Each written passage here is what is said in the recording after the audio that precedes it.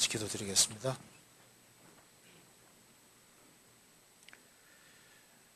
자비로우신 우리 아버지 하나님, 감사합니다. 오늘도 저희들을 한자리에 불러 모아주시고 또 평상시에 궁금하게 생각하는 것들을 하나님의 말씀으로 생각해 보려고 합니다. 주 성령께서 우리 가운데 들어 역사해 주시고 또 마음속에 의문되는 것을 풀어주시고 우리의 행보를 말씀 위에 굳게 세워 주옵소서. 하나님의 말씀으로 영혼을 환하게 비춰주시고 저희들로 하여금 주의 영광을 위해 살 수 있도록 더욱 도와주옵소서. 오늘 모든 시종 주 성령께서 함께해 주시고 도와주시기를 간절히 의지하오며 주 예수 그리스도 이름으로 기도하옵나이다. 아멘. 먼저 사도행전 15장을 찾으시겠습니다. 사도행전 15장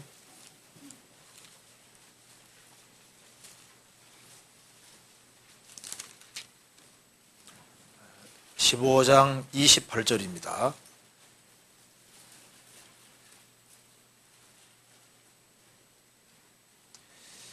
제가 읽겠습니다. 성령과 우리는 이 요긴한 것들 외에 아무 짐도 너희에게 지우지 아니하는 것이 가한 줄을 알았노니 우상의 제물과 피와 목매어 죽인 것과 음행을 멀리할지니라. 이에 스스로 삼가면 잘 되리라. 평안함을 원하노라 하였더라. 여기까지입니다. 오늘 질문이 아주 많이 나와 있는데요. 저번에 질문 받지 못한 것을 간단하게 설명드리고 그 다음에 이번에 새로 들어온 질문을 답을 해보도록 하겠습니다. 먼저 질문을 하기 전에 순대 먹는 거 문제, 그걸 가지고 질문을 해서 그걸 잠깐 답을 해주는 게 좋을 것 같아서 가지고요. 그걸 잠깐 말씀드리겠습니다.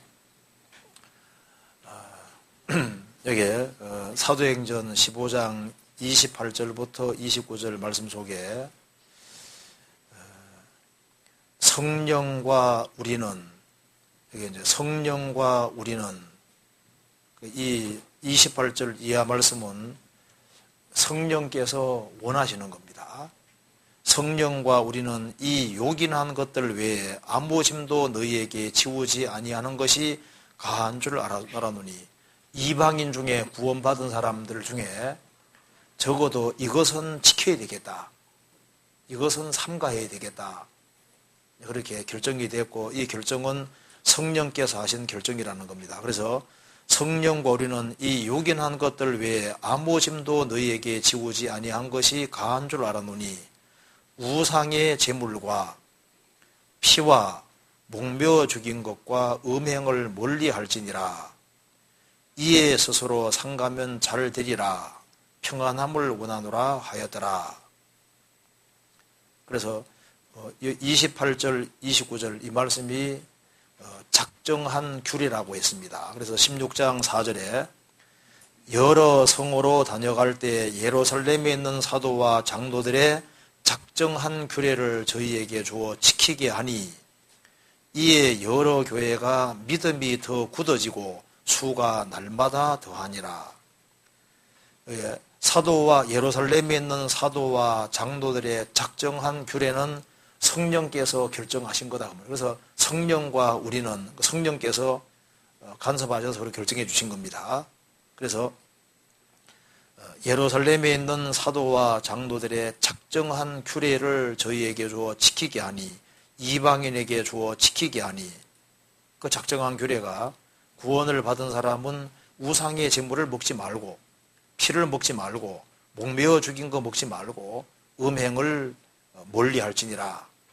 그리고 이것에 스스로 삼가면 잘 되리라.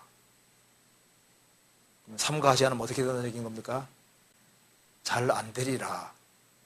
그래서 이제 주어서 지키게 하니 이에 여러 교회가 믿음이 더 굳어지고, 여기 교회가 사람이라는 걸 알 수 있죠. 믿음이 굳어지는 건 건물이 아니잖아요. 그래서 교회가 구원받은 무리가 교회입니다. 그래서 이 교회가 믿음이 굳어지고 수가 날마다 더하니라. 이게 이제 우상의 제물이 들어있고 피가 들어있습니다. 그래서 피를 먹지 말라고 하는 이것은 창세기부터 요한계시록까지 내용 속에 중요한 것으로 들어있습니다. 성경 한번 찾아봅시다. 여기에 창세기 9장 찾아봅시다. 창세기 9장. 노아 홍수 전에도 하나님께서 고기를 먹게는 하시되 피는 빼고 먹으라고 했습니다. 9장 3절. 무릇 산 동물은 너희의 식물이 될지라 채소같이 내가 이것을 다 너희에게 준수노라. 그러나 고기를 그 생명되는 피채 먹지 말 것이니라. 그러니까 노아 홍수 전에도 고기는 먹되, 노아 홍수 이후에도 고기는 먹되 피는 흘리고 먹으라고 말씀하셨습니다. 이리 되는 거죠. 최초의 아담 하와는 처음에 과일과 채소만 먹었다고 말하고 있습니다. 창세기 1장에 그렇게 나와 있죠. 근데 범죄한 이후에는 하나님께서 농사를 짓고 땀을 흘림으로 곡물을 먹도록 하셨습니다. 노아 홍수 이후에는 이제 과일과 채소, 곡물뿐 아니라 동물까지 먹되 피는 흘리고 먹어라. 피는 빼고 피는 땅에 쏟고 피를 흘리고 먹고 피채 먹지 말라고 말씀하셨습니다. 그리고 이제 모세 시대에 와서는 하나님께서 정한 동물과 부정한 동물을 구별하시고 정한 동물만 먹게 하셨지 않습니까? 그런데 이 모세부터 예수님 오실 때까지도 피는 반드시 쏟고 먹으라고 말씀하셨거든요. 그리고 이제 예수님이 십자가에 죽으시고 부활하신 이후에 이제 신약 시대에 와서는 다 먹으라고 돼 있어요. 왜냐하면 이 음식이라고 하는 것은 입으로 들어갔다가 마음으로 들어가는 게 아니라 뒤로 나가기 때문에 만물은 다 정하다고 하셨고 건강에 좋으면 먹어도 된다고 되어 있습니다. 그리고 이제 구약시대 때 정한 동물과 부정한 동물을 구별하신 것은 이제 이것은 거룩이 뭔지를 설명하기 위함이라고 설명이 되어 있고, 그래서 신약시대 때는 만물은 다 정하고 성경에 먹어도 된다고 되어 있어요. 그런데 이 신약시대에도 피는 성경에서 삼가라고 말씀했습니다. 그러니까 피를 먹지 말라고 하는 것은 율법에 속하는 게 아니고 모세율법이 오기 전에도 창세기 9장에서도 피는 먹지 말라고 하셨고 예수님이 죽으시고 부활하신 이후에도 성령께서 피는 먹지 말라고 말씀하신 겁니다. 그러면 이제 이렇게 생각할 수 있잖아요. 야, 피를 먹지 말아야 되는데 요리에 먹다 보면은 이제 음식 구워 먹다 보면 피가 섞이잖아요. 피가 조금 묻어 있는 경우도 있고, 그죠? 그래서 아무리 물에 담가놔도 현미경으로 보면 피가 있을까 없을까요? 있겠죠. 그러니까 성경에서 피를 먹지 말라는 말이 피채 먹지 말아라, 피를 쏟고 먹어라 그렇게 표현하심으로써 피가 이렇게 묻어 있을 수는 있지만은 피 자체를 요리해 먹는다든가 그런 건 하지 말라고 분명히 명시하고 있는 겁니다. 성경 신명기 찾아봅시다. 15장에 15장 23절.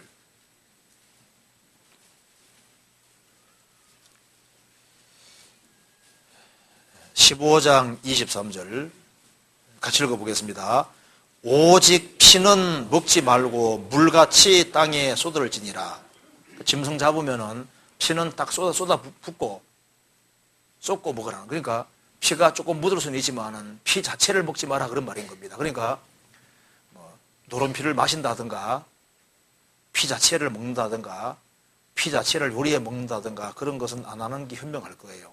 그리고 먹을 것도 많은데 하필이면 왜 순대 그 피를 집어넣어 가지고 요리하는 그런 것은 안 먹는 것이 현명합니다. 그죠? 그리고 그걸 삼가하면 잘 되리라고 얘기하셨잖아요. 그걸 굳이 먹으려고 그래요? 안 먹는 게 좋을 거예요. 그렇죠?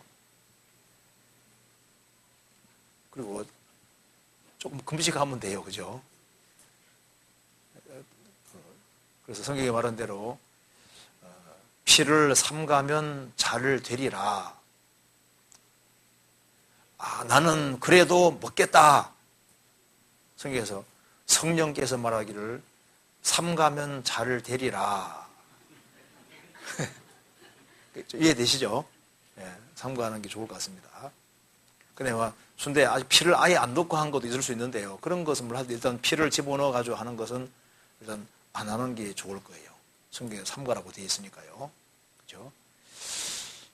네, 넘어가겠습니다. 그 다음에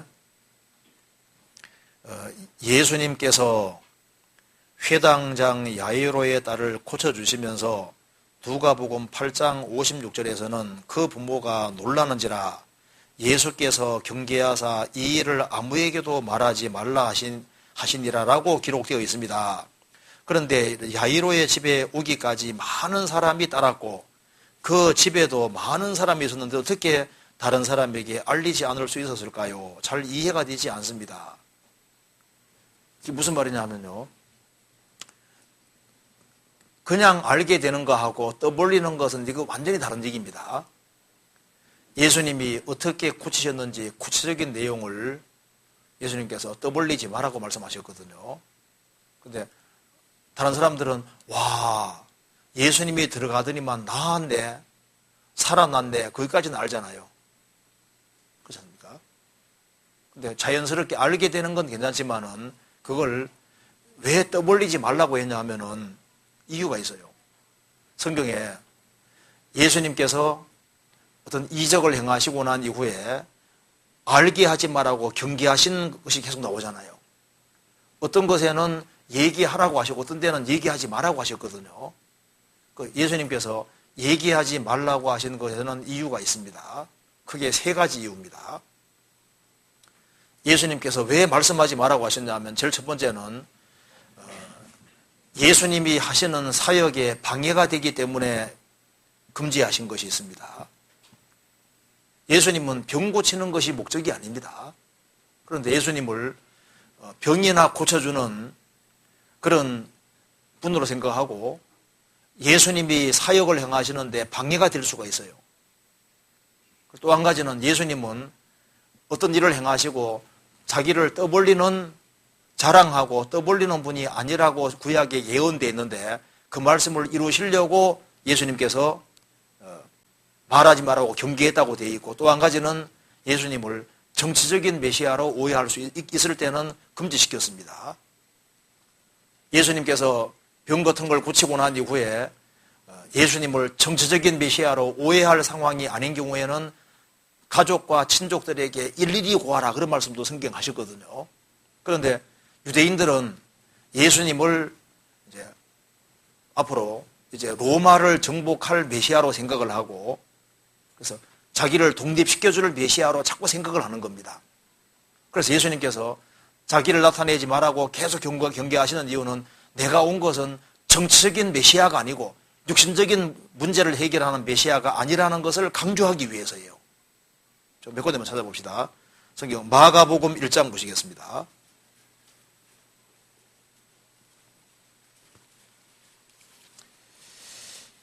(1장) 40절.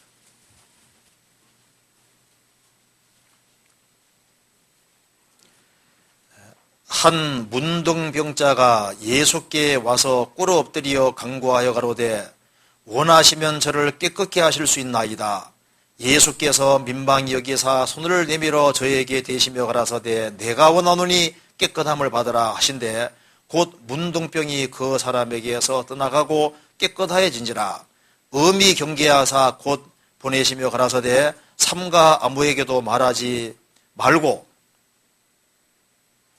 아무 말도 하지 말고 가서 내 몸을 제사장에게 보이고 내 깨끗게 됨을 인하여 모세에 명한 것을 드려 저희에게 증거하라 하셨더니 그러나 그 사람이 나가서 이 일을 많이 전파하여 널리 퍼지게 하니 그러므로 예수께서 다시는 드러나게 동네에 들어가지 못하시고 오직 바깥 한적한 곳에 계셨으나 사방에서 그에게 나오더라. 예수님이 병 고쳐주는 것이 목적이 아닙니다.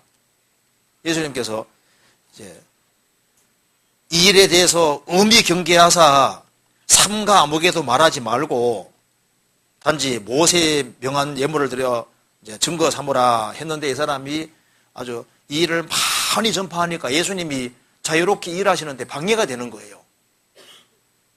그래서 예수님의 사역에 방해가 되기 때문에 그래서 예수님께서 금지한 것도 있고 또 한 가지는 예수님은 육신적인 문제를 해결해 오신 분이 아니고 사실 인생 문제를 해결해 주러 오신 분인 겁니다. 그래서 구약에 예수님은 떠벌리지 않는다고 예언되어 있는데 그 말씀을 이루시려고 성경에서 하지 말라고도 되어 있습니다. 성경 마태복음 12장 보시겠습니다.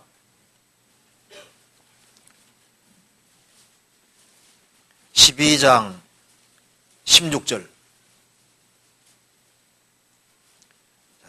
저희 병을 다 고치시고 말씀하셨습니다. 16절에 자기를 나타내지 말라 경계하셨으니 이유는 선지자 이사야로 말씀하신 바 보라 나의 택한 종 내 마음에 기뻐하는 바 나의 사랑하는 자로다.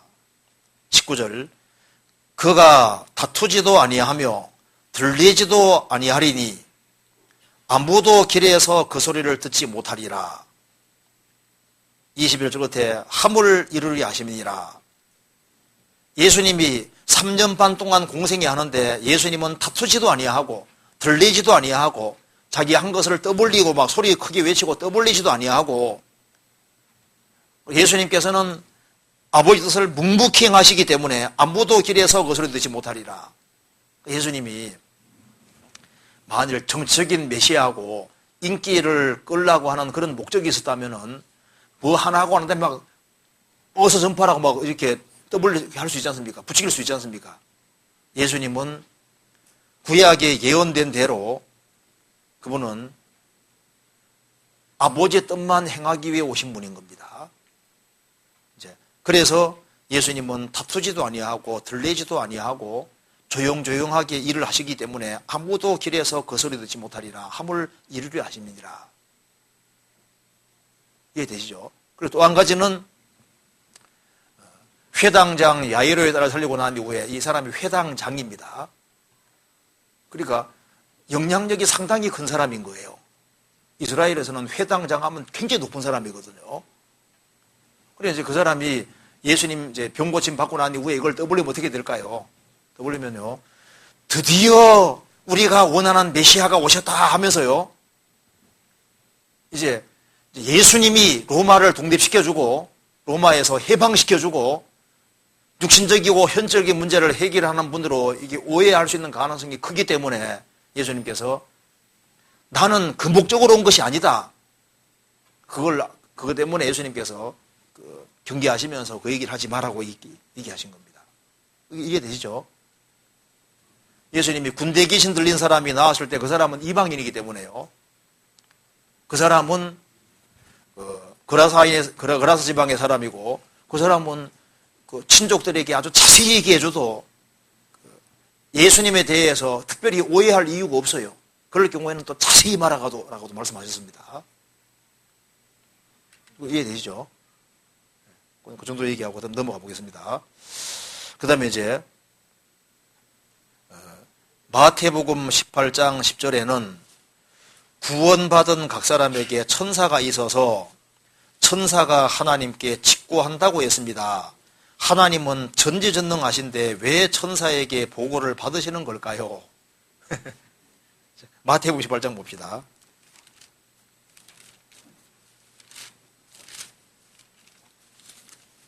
(18장) 10절 삼가 이 소자 중에 하나도 없인 여기지 말라. 너희에게 말하노니 저희 천사들이 하늘에서 하늘에 계신 내 아버지 얼굴을 항상 배웁느니라. 거지 나사로가 죽었을 때도 누가복음 16장 보면은 천사들에게 받들려 아브라함의 품에 들어가고 복수로 되어 있거든요. 우리가 구원받은 사람 배후에 천사가 한 명 있는 게 아니라 여러 명이 있는 것이 맞는 것으로 보입니다. 여기도 저희 천사들이 복수로 되어 있고 누가복음 10장에도 복수로 되어 있습니다. 천사들에게 받들려. 그러니까 구원받은 사람이 생각보다 많지 않기 때문에 하나님이 천사를 하나 보내놓은 게 아니라 천사를 여럿이 이렇게 보내놓은 것 같아요. 그래서 이 구원받은 사람들 배후에 천사들이 있고 그리고 천사들이 계속 보고를 하는 것이 맞다 그 말입니다. 주님은 다 하시는데 왜 그렇게 하시느냐? 하나님이 다 하시죠. 하나님 혼자 다 할 수도 있지 않습니까? 그런데 그렇게 하시는 이유가 있어요. 하나님이 다 하시면은 천사가 뭐하러 존재해요? 할 역할을 주시고 일을 주시는 거예요. 인간을 구원하는데도 하나님 다 할 수 있죠. 그런데 왜 우리에게 굳이 전하게 하시는 겁니까? 하나님께서는 다 할 수 있지만은 하나님은 겸손하신 분입니다. 그래서 어떤 사람 보면요, 아버지가 사실을 다 할 수 있지만은 자식들에게 할 수 있지만은 요거 저거 시키는 아버지가 있잖아요. 그래서 그 속에서 보람을 느끼게 만들어줍니다. 우리 회사에서도 어떤 사람은 탁월한 능력이 있지만 혼자 다 할 수도 있거든요.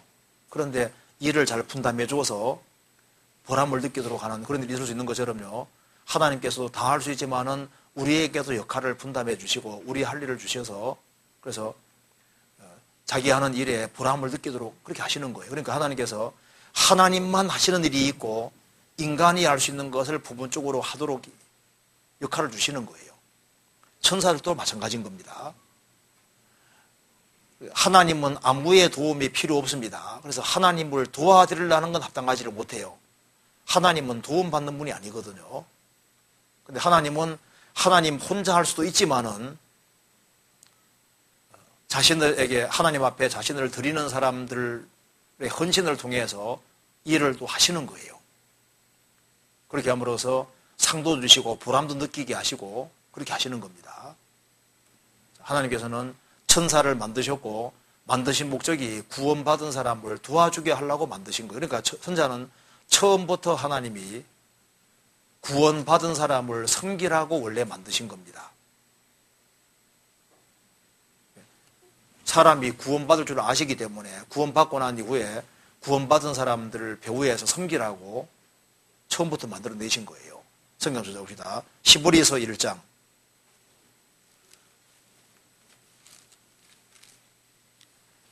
14절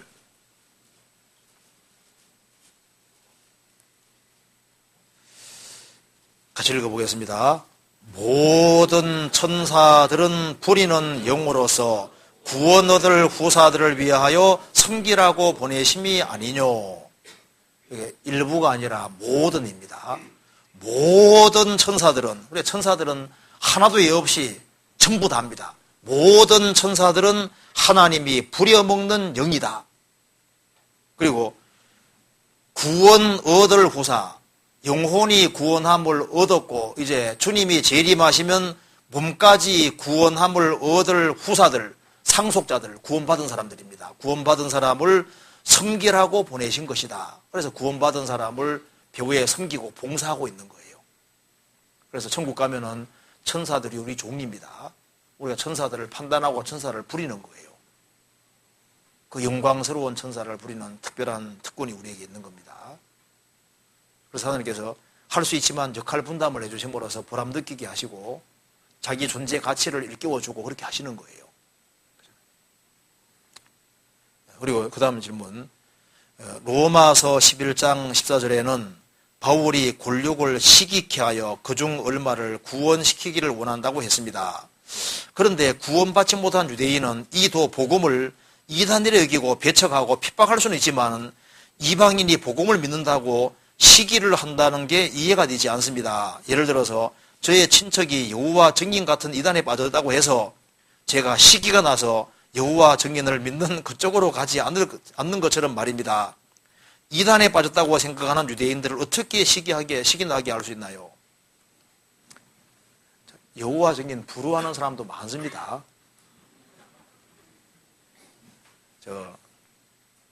여기에 이 질문은 아주 간단한 질문입니다. 왜 바울 사도가 이렇게 얘기했냐면 먼저 한번 찾아봅시다. 로마서 10장 보세요. 10장 19절.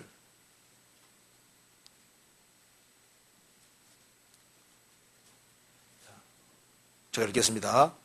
그러나 내가 말하노니 이스라엘이 알지 못하였느뇨. 먼저 모세가 이르되 내가 백성 아닌 자로서 너희를 시기나게 하며 미련한 백성으로서 너희를 노엽게 하리라 하였고, 여기서 이방인을 딱 한마디로 말하면요, 미련한 백성입니다. 왜 이방인은 미련한 백성일까요? 이유가 있어요. 이거 한번 보세요.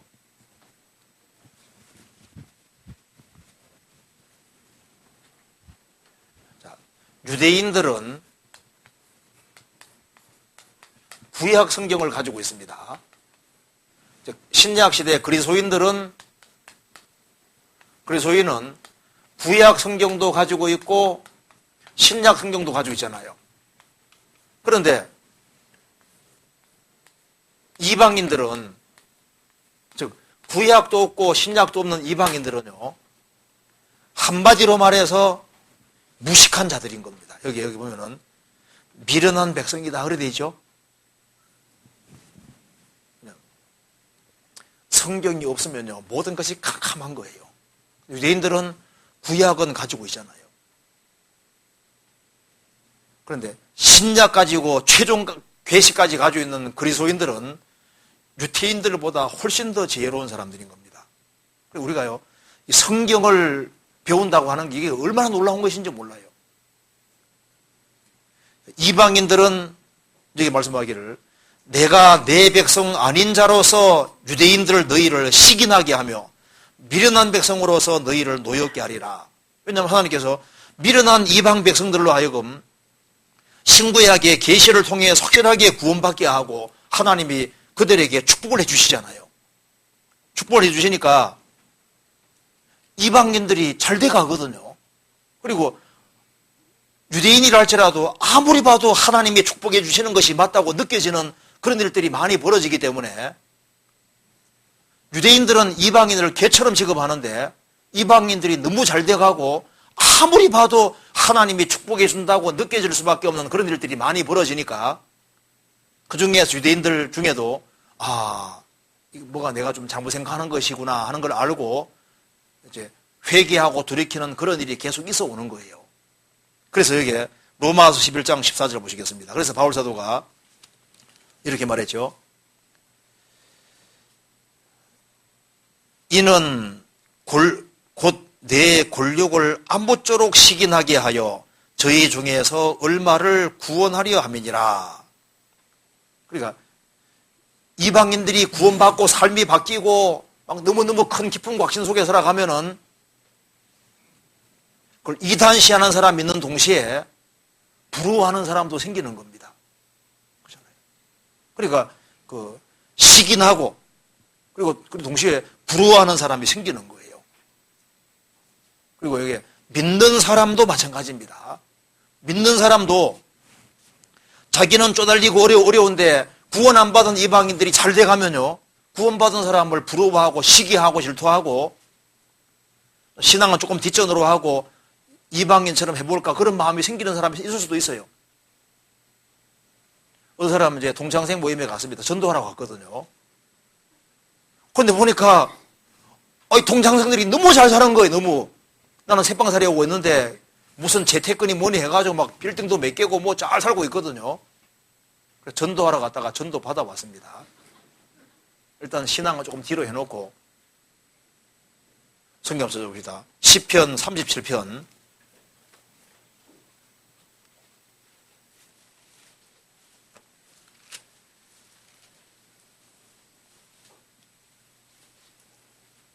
1절 행악자를 인하여 불평하여 하지 말며 불의를 행하는 자를 투기하지 말지어다. 누구에게 하는 말이냐 하면은 신앙을 가진 사람에게 하는 말입니다. 신앙을 가진 사람도 악을 행하면서 잘 돼가는 사람이 생기면 불평이 생기거든요. 나는 왜 이 모양 이 꼴이냐 그 말입니다. 불의를 행하는 자를 투기하지 말지어다. 시기 질투하지 말지어다. 7절에 여호와 앞에 잠잠하고 참아 기다리라. 자기 길이 형통하며 악한 꾀를 이루는 자라 인하여 불평하여 말지어다. 분을 거치고 노를 버리라. 불평하여 말라. 행하게 치우실 뿐이니라. 그런데 여기 이제 질문하시는 분이 유대인이라면요, 유태교에 아주 골수분자가 됐을 수 있어요. 이거 이해가 안 된다. 이해가 안 되는 사람은요, 유태교인으로 남아있을 겁니다. 그렇죠? 그런데 그렇게 아닌 사람도 있기 때문에 아무쪼록 몇몇 사람이라고 그렇게 말하고 있는 겁니다. 그럼 이해되시죠? 그리고 이제 이런 저는 이해가 안 됩니다. 이 사람은 이제 구원 받은 사람은요, 이 이해가 안 되는 사람은 신앙생활을 아주 잘할 사람이에요. 이 질문하시는 분은 신앙생활을 아주 잘하고 아주 구원도 아주 확실하고 뭐가 확실한 것 같아요. 그죠? 그러니까 이해가 안 되죠. 이해가 잘 되는 사람도 좀 문제가 있습니다. 그죠? 시기케 하는데 이게 잘 이해가 되지 않습니다. 이해가 참 안 되는 게 좋은 거예요. 이해가 안 돼야 되거든요. 구원받은 사람은. 그런데 그렇게 해서라도 몇몇 사람이라도 구원시키려고 하는 거예요. 그러니까 이거에 조금 이해되시죠? 이 말뜻이. 그러니까 이게 하나님의 역사심이라고 생각할 수밖에 없는 그런 일들이 계속 벌어지고 하면요, 나도 하나님 섬기는데 시길투가 생긴다니까요. 이제 그래서 이게 혹시 내가 믿는 게 잘못된 것이 아니냐 생각하면서 이제 돌이키는 그런 일이 있어요. 그렇기 때문에 이런 말이 나오는 겁니다. 그 다음 질문에 마태복음 26장 29절에서 예수님은 포도나무에서 난 것은 다시 마시지 않겠다고 했습니다. 그런데 마태복음 27장 34절에서는 쓸개탄 포도주를 맛보셨다고 했고, 마태복음 27장 48절에서는 신포도주를 마시웠다고 했습니다. 어떻게 이해하는 게 좋겠습니까? 성경 찾아봅시다. 마태복음 26장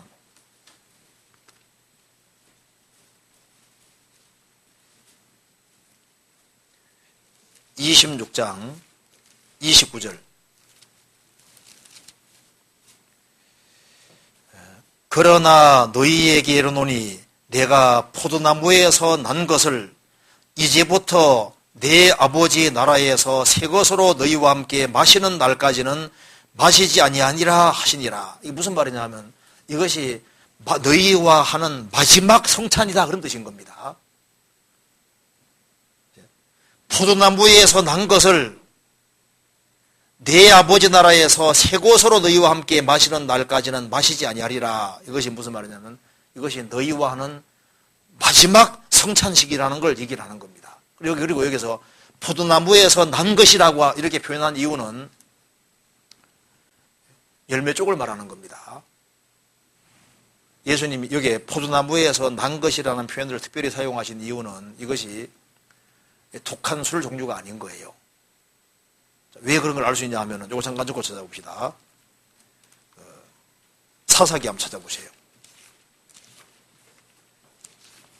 사사기 이렇게 구분을 하고 있습니다. 사사기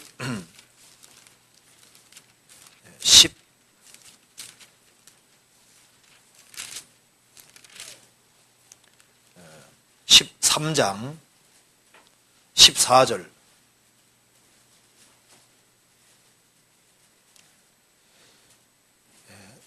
포도나무의 소산을 먹지 말며 포도주와 독주를 마시지 말며 구분시켜 놨죠. 포도나무의 소산을 먹지 말며 포도주와 독주를 마시지 말며, 포도나무의 소산은 열매 쪽을 말하는 거고, 그 다음에 포도주와 독주를 마시지 말며, 그리고 포도나무의 소산과 포도주와 독주를 구별시켜 놨습니다. 예수님께서 포도나무에서 난 것을 열매를 말하는 겁니다. 그래서 예수님께서 이 포도주를 만드셨을 때 독한 술을 만든 것이 아닐 겁니다. 그래서 헬라어에는 이 포도주와 포도즙 이거 구별이 안 돼 있거든요. 그런데 성경에서 보면은 예수님이 특별히 포도나무에 난 것이라는 표현을 사용한 걸 봐서 예수님께서 독한 포도주를 만들었다든가 그런 건 아닐 거예요. 열매 쪽을 말하는 겁니다. 그리고 이제 예수님께서 이것이 마지막 성찬식이라고 강조를 하신 겁니다. 그런데 여기 이제 질문이 포도나무에서 난 것을 안 마시겠다고 했는데, 이게 마태복음 27장 이런 말이 나온다 그 말입니다. 27장 찾아봅시다. 마태복음 27장 34절에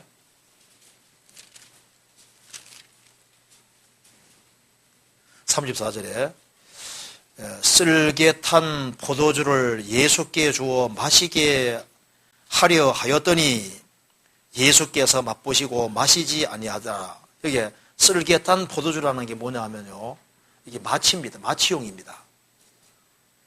쓸개를 탄 포도주를 왜 마시게 하려고 했냐면은 십자가 고통이 너무너무 심하니까. 보통 사람이 좀 취하면요 고통도 덜 느끼거든요. 그리고 여기 쓸개 탄 포도주는 십자가가 너무 고통스럽기 때문에 고통을 경감시켜주기 위해서 쓸개 탄 포도주와 독한 술을 이렇게 마시우는 거예요. 그래서 두 강도는 마셨을 텐데 예수님은 맛보시고 안 마셨다 그 말입니다. 맛본 건 먹은 게 아닙니다. 맛보시고 쓸개 탄 포도주니까 그걸 예수님께서는 아버지께 주신 고통을 그대로 받겠다고 안 받으신 거예요. 그리고 이제 예수님께서 이제 십자가에서 막 엘리 아마 살았다더니 하고 막 예수님께서 너무너무 고통스러워했고 십자가 위에서 예수님이 중한 고통 받으셨잖아요. 그래서 부담 못해 이제 해용에 찍어서 쓸개 탄 포도주지 않습니까? 포도주를 예수님 입에다 대어서 강제로 마시우겠다고 되어 있죠. 48절 27장 48절 그 중에 한 사람이 곧 달려가서 희융을 가지고 신 포도주를 머금게 하여 갈대에 꿰어 마시오거늘 그렇게 되어 있죠. 그러면 저게 예수님께 강제적으로 입에 집어넣어 가지고 숨모시게 만들어서 강제로 넘기게 만들었다 그 말입니다. 왜 예수님이 이걸 허락하셨냐 하면은 이유가 있어요. 시편 찾아봅시다. 69편 보세요. 시편 69편 보세요.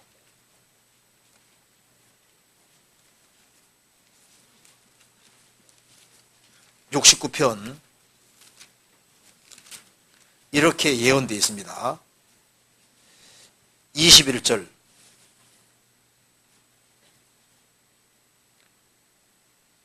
저희가 쓸개를 나의 식물로 주며 가랄 때 어떻게 했습니까? 초로 마시워싸오니 이 포도주라고 하기는 어렵고 포도주가 완전히 발효가 다 돼서 완전히 초가 된 겁니다. 초. 왜 쓸개와 초를 마시웠냐 하면은 고통을 경감시켜 주려고 그렇게 했던 거예요. 그리고 예수님께서는 내가 목마르다 그렇게 말한 이유는 이 말씀을 이루시려고 그렇게 말씀하신 겁니다. 성경 찾아봅시다. 요한복음 19장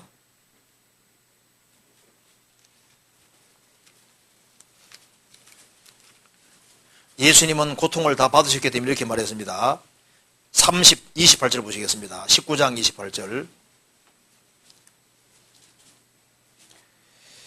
이후에 예수께서 그 모든 일이 이미 이룬 줄을 아시고 성경으로 응하게 하려 하사 가라사대 내가 목마르다 하시니 거기 신포도주가 가득히 담긴 그릇이 있는지라 사람들이 신포도주를 머금은 해용을 우슬초에 메어 예수 입에 대니 예수께서 신포도주를 받으신 후 가라사대 다 이루었다 하시고 머리를 숙이시고 영혼에 돌아가신다. 예수님이 고통 다 받으셨기 때문에 구약 성경을 이루시려고 시편 22편에 말한 대로 내가 목마르다 하셨고 그리고 시편 69편 이루시려고 이제 예수님이 이제 내가 목마르다 하니까 이제 찍어가지고 이제 이렇게 하니까 예수님께서 그걸 딱 받으시고 성경 다 이루었었으니까 다 이루었다 하시고 십자가에 죽으시고 부활하신 겁니다. 그러니까 여기에 포도나무에서 난 것을 안 마시겠다 그 말은 이것이 마지막 성찬식이라 그런 뜻이고,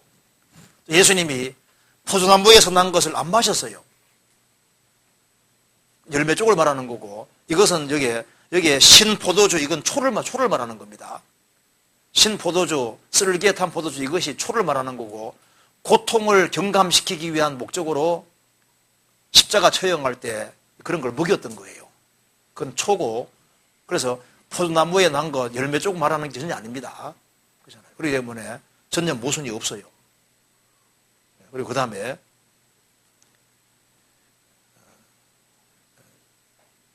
안녕하세요. 어느 구역에서 교제하는 자매입니다. 성경을 읽다가 궁금한 점이 있어서 이런 질문을 해도 되는지 고민하다가 두 가지를 줍습니다. 먼저 전조집회 때 에스겔 31장 16절 말씀을 인용하시면서 에덴 동산이 지하로 내려갔다고 배웠습니다. 그런데 그때가 언제일까 하고 궁금했었는데요. 에스겔 31장 1절에는 제11년 3월 초일이라고 되어 있고, 그 밑에 주석에 보니까 그날은 예루살렘의 멸망 약 한 달 전이라고 되어 있습니다. 그러면 그해 4월에 예루살렘이 멸망하면서 에덴도 지하로 내려갔다는 것인지 궁금합니다. 또 18절에는 바로와 그 군대들도 지하에 내려갔다고 했는데 32장에 보면 애굽왕 바로가 또 나옵니다. 에덴 동산에 대해서 그동안 전도집회 때 들었던 내용과 잘 맞지 않는 것 같아서 이해가 안 됩니다. 설명 부탁드립니다. 이거만 조금만 생각하면 그죠? 내용이 어려운 게 아니죠. 이제 에스겔 31장을 기록할 때 이제 예루살렘이 함락되기 얼마 전이었다는 말이 맞습니다.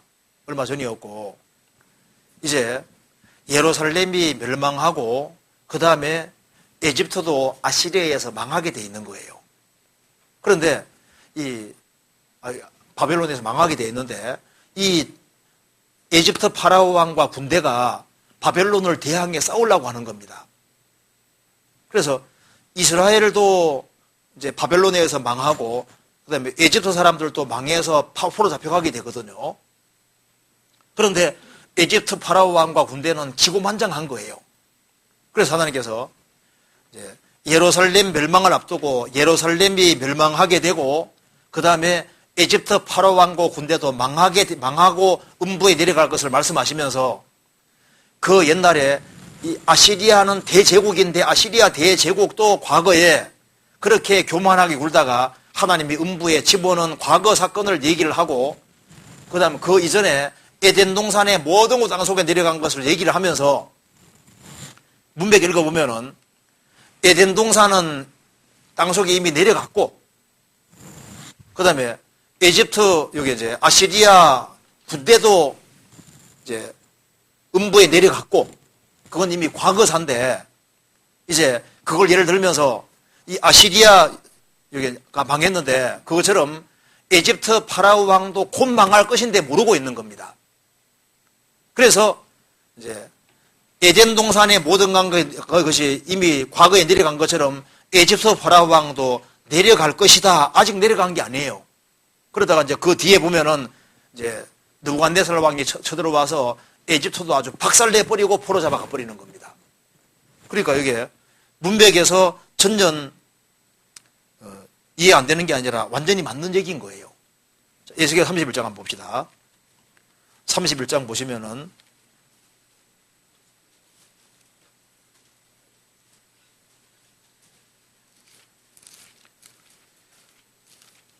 에덴 동산이 이때 내려가고 아시리아가 이때 내려간다는 말이 아니라 과거에 그런 일이 있었다는 것을 얘기를 하는 겁니다.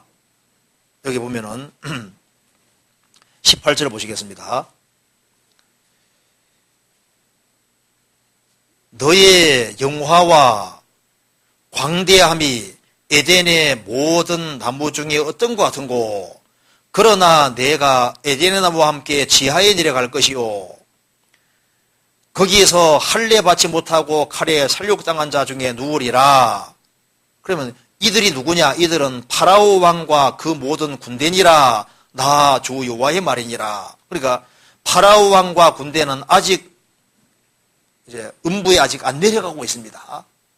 안 내려가고 있는데 이제 곧 느부갓네살 왕이 쳐들어와서 바벨론이 쳐들어와서 에집트 파라왕 군대를 박살내고 너희들이 잠시 후에 음부에 떨어질 거다 하고 이제 아직 이루어지지 않았지만 곧 이루어질 사건을 얘기를 하고 있는 거예요.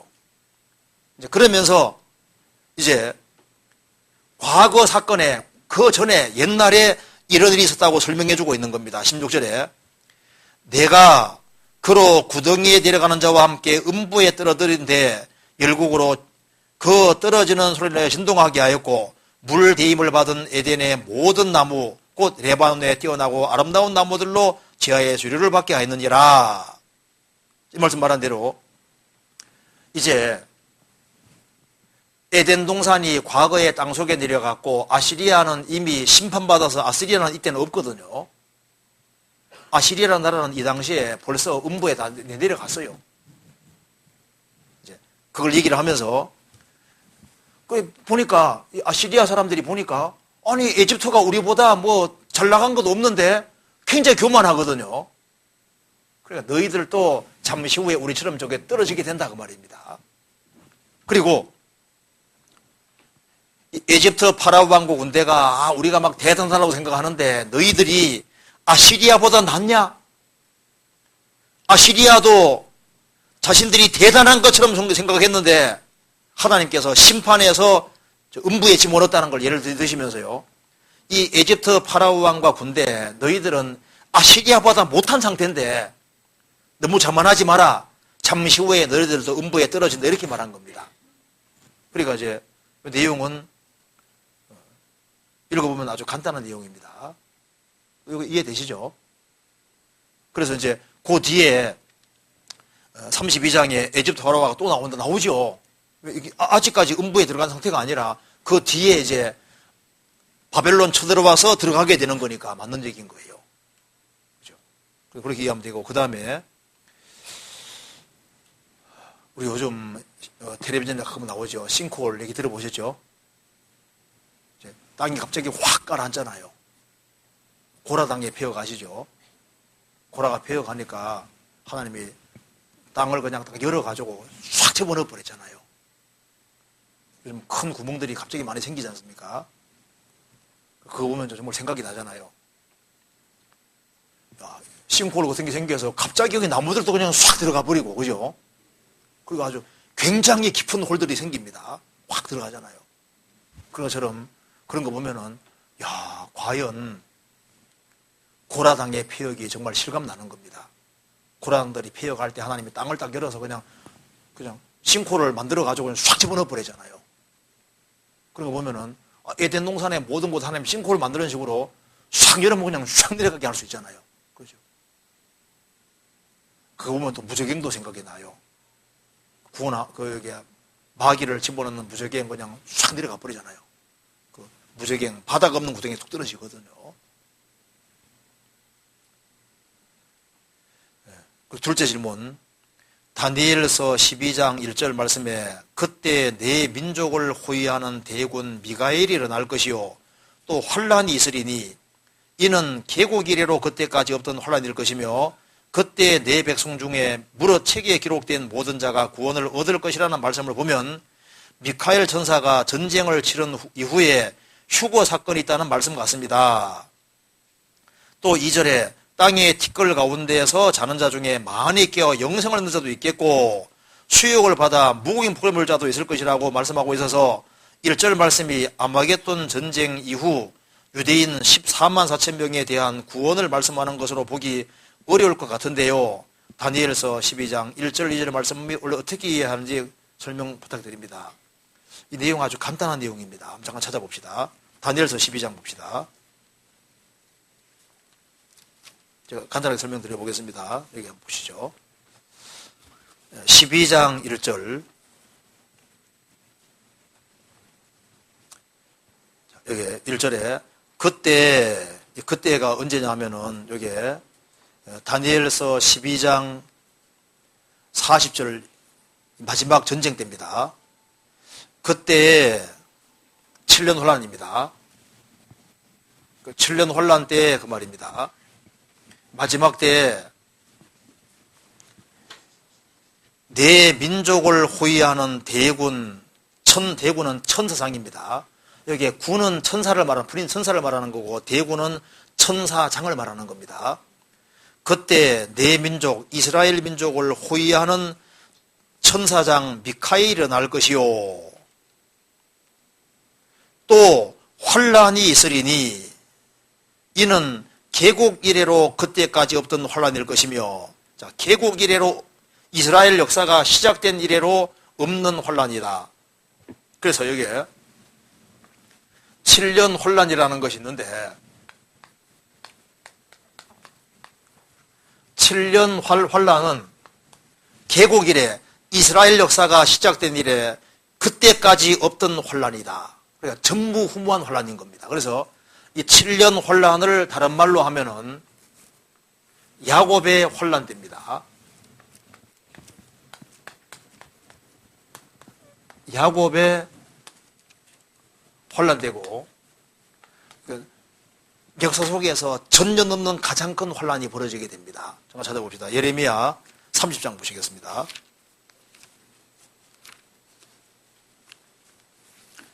(30장)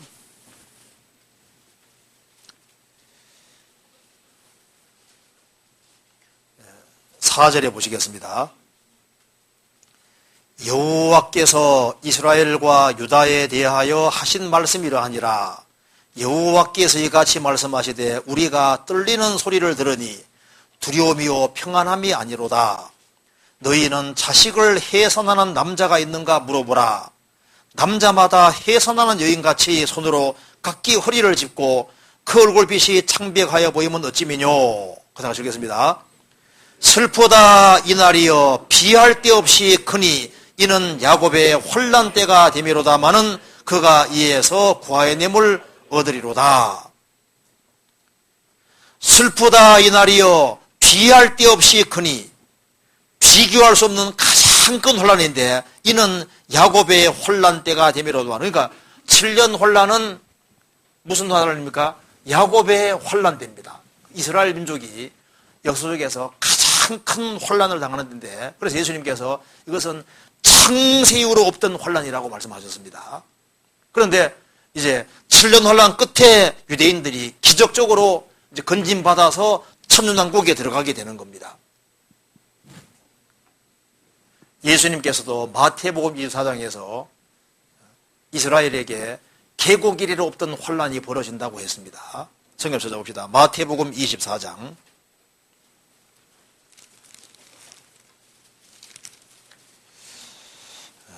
15절.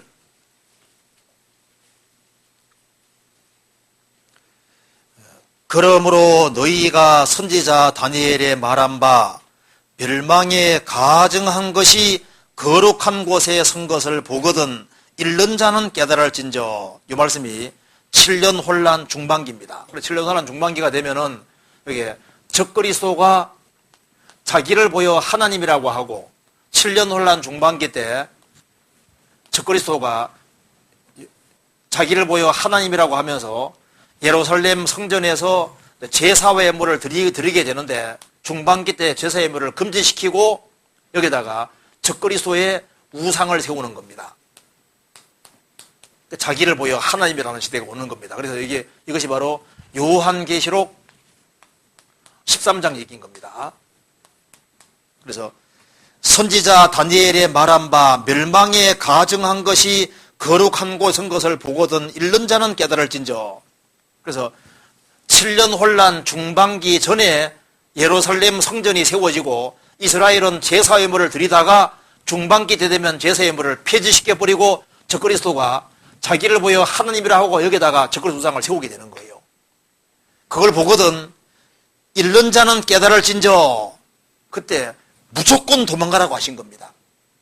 왜냐하면 이 사람이 죽게 됐다가 살아나는데 그때 이 사람 속에 마귀가 들어가는 겁니다. 예수님은 하나님이 사람이 되신 분이고 적그리스도는 사탄이 화신이 되는 거예요. 그래서 이 사람이 거의 죽게 됐다가 살아날 때 이 속에 마귀가 들어가기 때문에요. 유대인들을 지구상에 박멸하려고 합니다. 없애려고 하기 때문에 유대인들은 도망가서 사는 거예요. 그래서 AD 70년에 유대인들이 도망간 것처럼 7년 혼란 속에서 도망가야 되는 겁니다. 그래서 16절에 그때 유대에 있는 자들은 산으로 도망할지어다. 지붕 위에 있는 자는 집 안에 있는 물건을 가지러 내려가지 말며 밭에 있는 자는 겉옷을 가지러 들여 들어오기지 말지어다. 이 그날에는 아이 벤 자들과 젖먹이는 자들에게 화가 있으리로다. 아이 벤 자들, 젖먹인 자는 도망가기 어렵잖아요. 그래서 70년 때도 그랬고 앞으로도 그렇다는 겁니다. 그래서 20절에 너희의 도망하는 일이 겨울에나 안식일이 되지 않도록 기도하라. 왜냐하면 이스라엘도 겨울은 추워요. 겨울 되면 도망가기 어렵고 왜 안식일에 되지 않도록 기도하라 했냐면은 이스라엘은 안식일 날은 900m까지밖에 못 갑니다. 900m까지 갔다가 푹 쉬고 난 다음에 또 900m까지 가고 그 다음에 푹 쉬고 이렇게 가야 되거든요. 그냥 900m는 상 넘어가면 안식을 범하게 되는 거예요. 그래서 이게 안식일에 가기 가까운 거리라 900m를 말하는 겁니다. 유대인들은 만일 적그리스도가 유대인들을 방별할 때 그때가 겨울이고 그리고 이제 여기 안식일을 떼면요 모조리 다 죽게 되잖아요. 그래서 그 3차 중동, 4차 중동 전쟁 때에도 그때 유대인들을 큰 안식일 날 그때 전쟁 나가서 유대인들이 못 피하고 많이 죽었거든요. 안식일 날 틈타가지고 욤키푸일 그 속죄일입니다. 대안식일이고 그때 쳐들어와가지고 유대인들이 꼼짝 못하고 많이 죽었잖아요. 그러니까 그렇게 되지 않도록 기도하라. 왜 그러냐 하면 21절에 이는 그때 큰 환란이 있겠습니다. 창세로부터 지금까지 이런 혼란이 없었고 후에도 없으리라. 그러니까 전부 훈무한 혼란은 벌어진다 그 말입니다. 그래서 그 날들을 감하지 아니할 것이면 모든 육체가 구원을 얻지 못할 것이나 그러나 택하신 자들을 위하여 그 날들을 감하시리라. 그래서 다니엘에서 보면은 원래 이제 적그리스도가 멸망케 할 멸 먹는 물건을 세울 때부터 1290일로 되어 있었습니다. 1290일로 되어 있고 기다려서 1335일까지 이르는 사람은 복이 있다고 했습니다. 그런데 신약 성경에 보면 요한계시록 보면은 1290일이 1260일로 한 달 줄어져 있습니다. 그래서 마가복음 13장에도 그 날들을 감하셨느니라 주님이 30일을 감해 주신 겁니다. 왜? 그 날들을 감하지 아니하면은 모든 육체가 구원 얻지 못하고 다 죽을 거다 그 말입니다. 그런데 택하신 자 유대인들을 위해서 그 날들을 감하시리라 30일 감해 주셨습니다. 그래서 1260일 지나면은 유대인들이 적그리스도가 통치할 때 도망가서 3분제에는 죽고 3분제 1은 살아남습니다. 3분제 1은 살아남고 그리고 이제 7년 혼란 끝부분에 세계적인 마지막 전쟁 터져서 행복이 다 사용할 테니까 그때 하나님께서 감람산 갈라서 이스라엘 민족이 피하게 하시고 그리고 예수님께서 지상지림하셔서 적그리스도의 고통받는 유대인들을 건져내셔서 천년왕국에 집어넣으시는데 예수님이 지상지림하시고도 45일이라는 인터벌이 있는 거예요. 1290일에다가 1335일 45일이 더 있는데 이것이 재창조 기간입니다. 노아 홍수가 끝나고 노아 식구들이 생활을 할 때 30일 동안 인터벌이 있고 그 다음에 방주에서 나와 일 시작한 거예요. 환란 끝나고 유대인들은 45일을 이제 더 기다리면은 천년왕국 속에 들어가게 되기 때문에 끝까지 견디는 자는 육체가 살아서 천년왕국까지 들어가게 된다고 성경에 되어 있는 거예요. 그래서 여기 이제 계곡 이래로 없던 환란이 벌어진다. 7년 환란 말하는 겁니다. 성경 다니엘서 다시 봅시다. 다니엘서 다시 봅시다. 다니엘서 12장 1절 그때 내 민족 이스라엘 민족을 호위하는 대군 천사장 미카엘이 날 것이요 또 환란이 있으리니 이는 계곡 이래로 이스라엘 역사가 시작된 이래로 그때까지 없던 환란일 것이며 그러니까 전부 훈무한 환란 7년 환란 말하는 겁니다. 그때 내 백성 중에 이스라엘 백성 중에 책에 기록된 모든 자가 구원을 얻을 것이다. 이 사람들이 뭐냐면 바로 7년 환란 전 3년 반 동안에 구원받는 이스라엘의 14만 4천 명을 말하는 겁니다. 그래서 책에 기록된 자들이 무릇 내 백성 중 책에 기록된 모든 자가 구원을 얻을 것이다. 그래서 이스라엘 민족이 구원받게 될 것을 말하고 있는 겁니다. 성경 이사야서 찾아봅시다. 4장에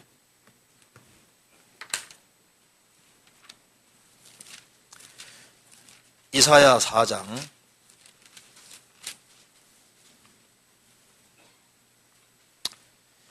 3절 보시겠습니다.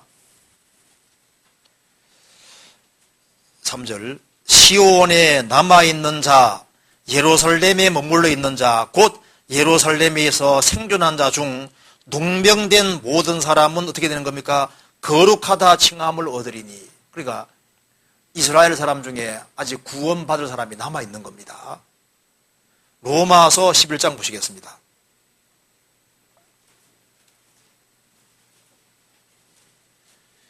로마서 11장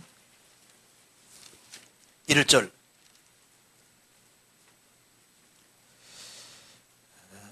그러므로 내가 말하노니 하나님이 자기 백성을 버리셨느뇨? 그럴 수 없느니라. 나도 이스라엘인이요 아브라함의 씨에서 난 자요 베냐민 지파라. 하나님이 그 미리 아신 자기 백성을 버리지 아니하셨나니 너희가 성경이 엘리야를 가르쳐 말한 것을 알지 못하느냐? 저가 이스라엘을 하나님께 송사하되 주여 저희가 주의 선지자들을 죽였으며 주의 제단들을 헐어버렸고 나만 남았는데 내 목숨도 참나이다 하니 저희에게 하신 대답이 무엇이뇨? 내가 나를 위하여 바알에게 무릎을 꿇지 아니한 사람 7천을 남겨두었다 하셨으니 그 다음에 읽겠습니다. 그런즉 이와 같이 이제도 은혜로 택하심을 따라 남은 자가 있느니라 그랬죠. 이스라엘이 그리스도를 배척하고 이제 비참하게 되지만은 이스라엘 민족을 영원히 버리신 거냐? 아니라는 겁니다. 은혜로 택하심을 따라 남은 자가 있느니라. 그 남은 자가 언제 구원받느냐? 이방인의 충만한 수가 들어오고 난 이후에 이제 이 남은 자가 구원받게 된다는 것이 그 뒤에 쭉 나와 있는 겁니다. 그래서 25절에 형제들아 너희가 스스로 지혜있다함을 면키 위하여 이 비밀을 너희가 모르기를 내가 원치 아니하노니 이 비밀은 이방인의 충만한 수가 들어오기까지 이스라엘에 들어는 완악하게 된 것이라. 그리하여 온 이스라엘이 구원을 얻으리라. 기록된 바 구원자가 시온에서 오사 야곱에게서 경건치 아니한 것을 돌이키시겠고 내가 저희 죄를 없이 할 때 저희에게 이루어질 내 언약이 이것이라 함과 같으니라. 그래서 이스라엘의 남은 자가 7년 혼란 속에서 구원받게 된다 그 말입니다. 그래서 이것이 요한계시록 7장 그리고 에스겔 36장 39장 스가랴 12장 그게 다 나옵니다. 이스라엘 민족이 구원받는다고 되어 있는 거예요. 다시 봅시다. 다니엘서 12장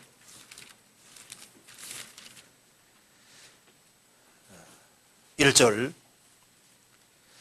그때 내 민족을 호위하는 천상 대대군 천상 미가엘이 일어날 것이요 또 환란이 있으리니 이는 계곡이래로 그때까지 없던 환란일 것이며 야곱이 환란됩니다. 어린 양집 야곱이 환란됩니다.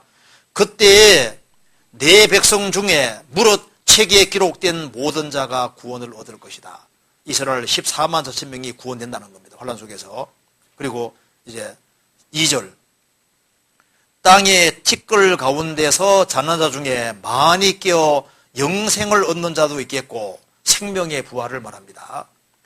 수욕을 받아서 무공히 부끄러움이 올 자도 있을 것이며 심판의 부활입니다. 두 부활을 얘기하고 있죠. 성경 찾아봅시다. 요한복음 5장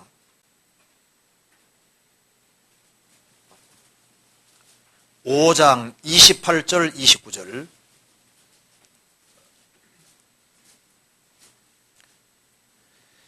같이 읽겠습니다. 이를 기여기지 말라. 무덤 속에 있는 자가 다 그의 음성을 들을 때가 오나니 선한 일을 행한 자는 생명의 부활로 악한 일을 행한 자는 심판의 부활로 나오리라. 생명의 부활과 심판의 부활 사이의 시간 차이는 1000년입니다. 다니엘서에도 12장에도 분명히 말씀하기를 땅의 티끌 가운데 자는 자 중에 많이 깨어 영생을 얻는 자도 있겠고 욕을 받아서 무궁히 부끄러움 잡아 있을 것이다. 심판의 부활과 생명의 부활, 두 부활이 있다는 겁니다. 그래서 이렇게 되는 겁니다. 이것을 성경에서 생명의 부활을 첫째 부활이라고 하는데요. 여기 보면은 교회가 완성이 되고 교회가 7년 혼란 전에 교회가 이제 구원받은 사람들이 부활됩니다. 그래서 7년 혼란 전에 들림받은 사람과 이게 이제 이스라엘 사람 중에 14만 4천 명이 7년 혼란 속에서 구원받고 후 3년 반 동안에 다 죽게 됩니다. 죽게 돼서 영혼은 주님 앞에 가 있다가 주님이 지상 재림하실 때 7년 혼란 속에서 죽임당한 유대인 가운데 구원받은 14만 4천 명, 이 사람들은 혼란 전에 들림받은 사람과 똑같이 주님 재림하시면 부활의 몸을 입고 1000년 동안 왕노로 산다고 되어 있어요. 그러니까 여기 첫째 부활은 어디까지 첫째 부활이냐 하면은 공중 재림 때 들림받은 그리스도인들과 7년 혼란 속에서 전 3년만 동안에 구원받은 13만 4명, 이 사람이 죽임당하고 예수님 재림하실 때 이 사람들도 똑같이 몸이 부활돼서 1000년 동안 왕노로 사는데, 그러니까 7년 환란 천년왕국 전에 부활하는 모든 사람은 첫째 부활이고 생명의 부활인 겁니다. 그리고 이제 나머지 구원받지 못한 사람은 천년왕국 끝날 때까지 부활이 안 되더라고 돼 있어요. 그래서 이제 천년왕국이 끝나고 난 이후에 역사 속에서 구원받지 못한 모든 사람은 음부에 가 있는데, 음부에는 영혼을 끄집어내시고, 그리고 하나님께서 육체를 끄집어내셔서 영혼 육체를 재결합해서 행한 대로 심판하고 불못에 집어넣는데, 그것이 둘째 부활이고 심판의 부활이고 그리고 무궁히 수욕받는 부활이다 그 말입니다. 이 말 이해되시죠? 자, 다니엘서 12장 다시 봅시다. 그리고 3절에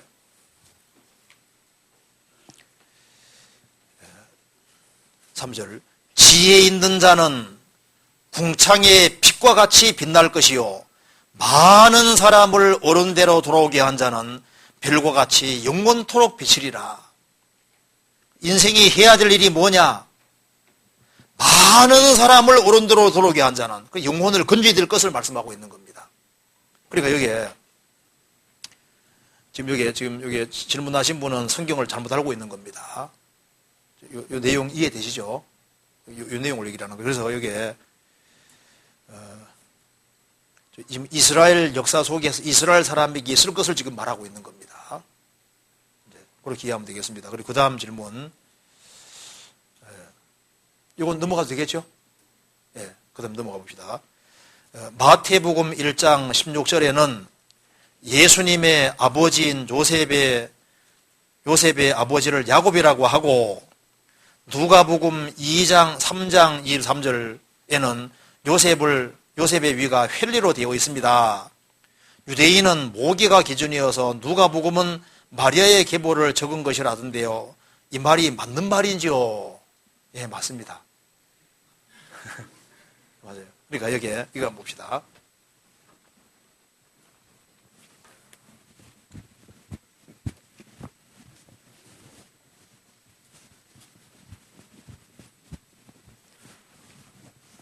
사복음서를 보면은 예수님이 있으면은 예수님을 네 각도로 설명을 해주고 있습니다. 그래서 건물을 볼 때 사방에서 봐야만 건물을 모습을 정확히 알 수 있는 것처럼 예수님을 네 모습으로 비춰주고 있습니다. 그래서 마태복음은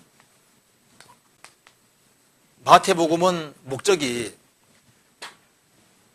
예수님은 이스라엘 민족이 기다리던 그 메시아라는 걸 증거하는 것이 목적이기 때문에 예수님은 아브라함과 다윗 자손이라는 걸 얘기하고, 마태복음 주제는 예수님이 왕이라는 겁니다.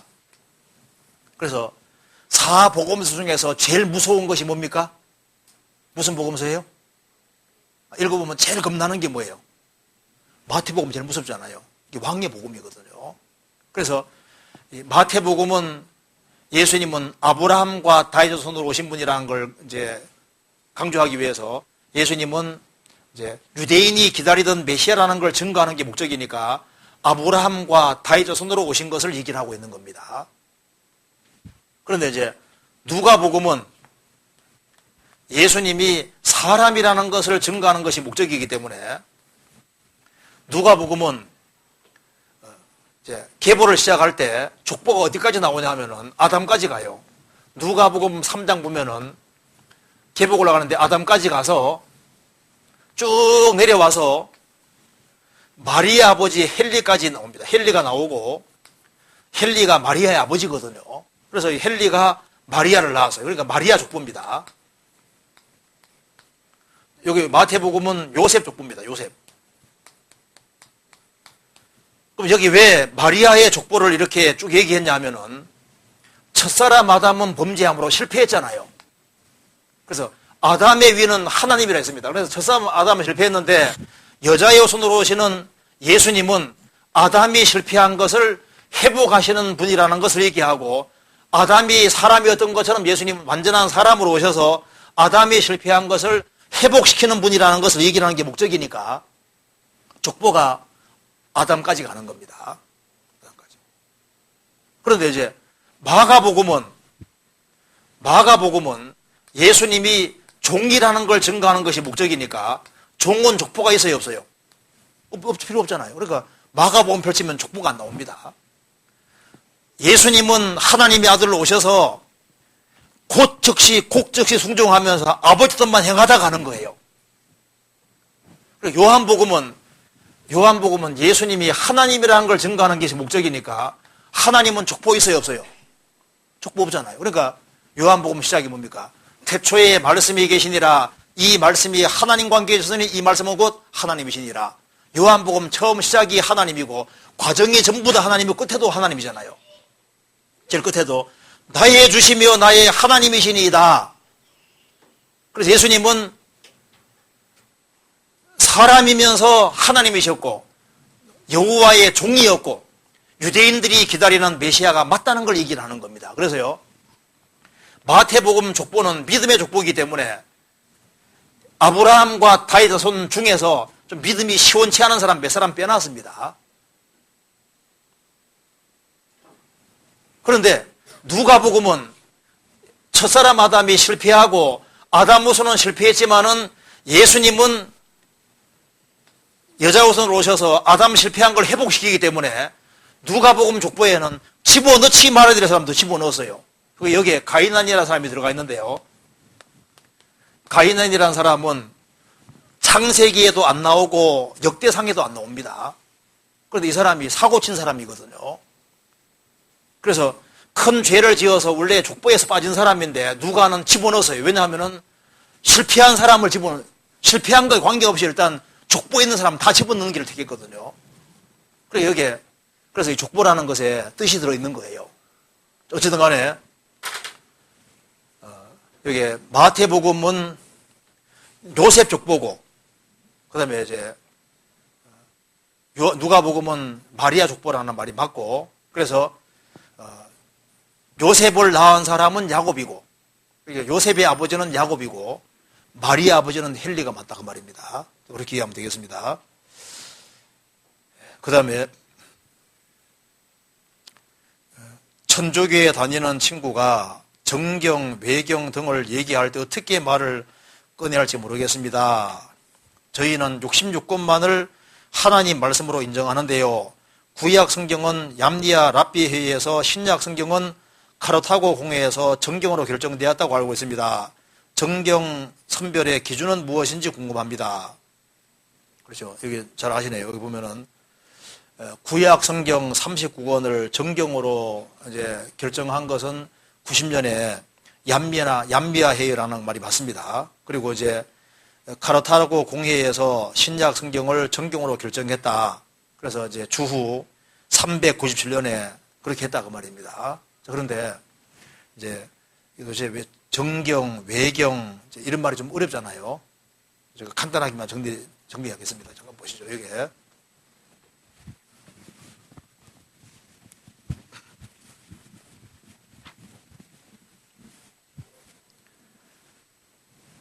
보면은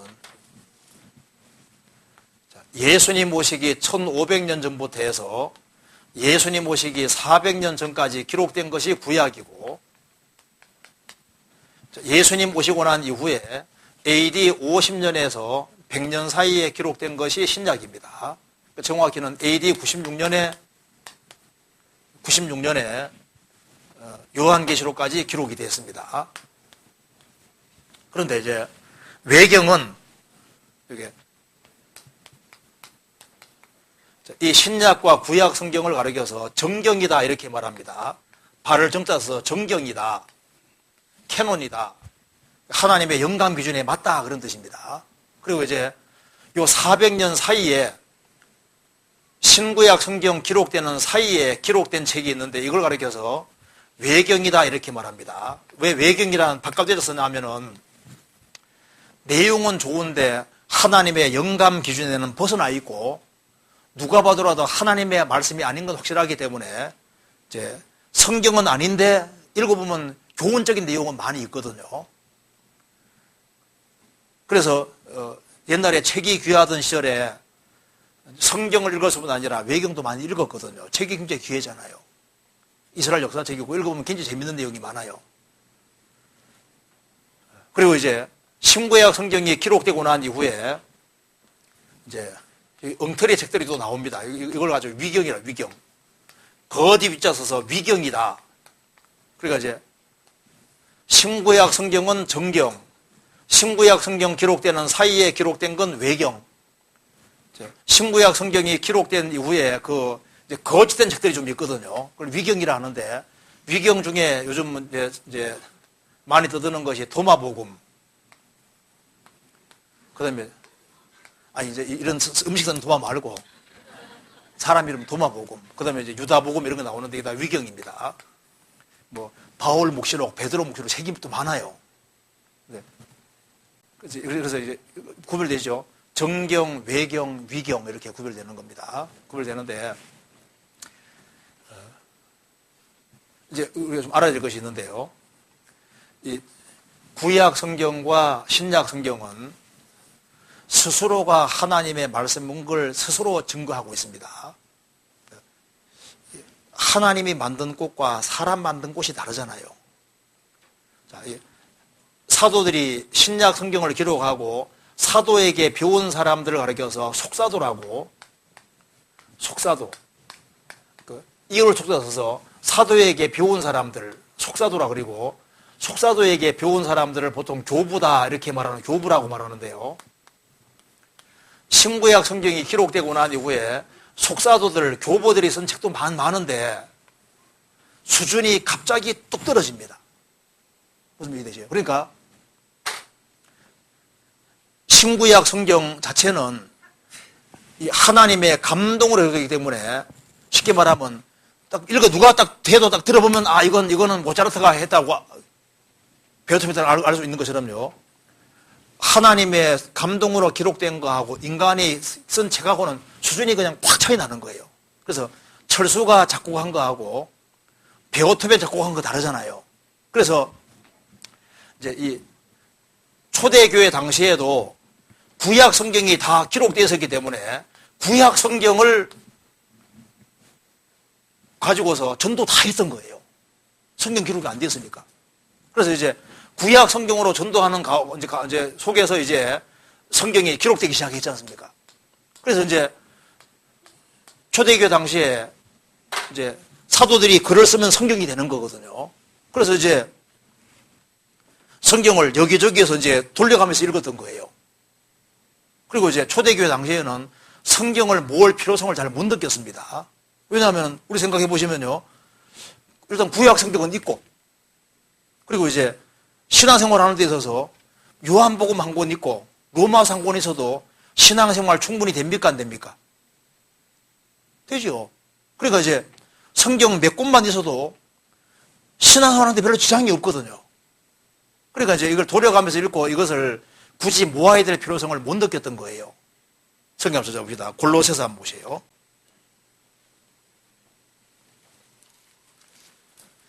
골로새서 4장 보시겠습니다.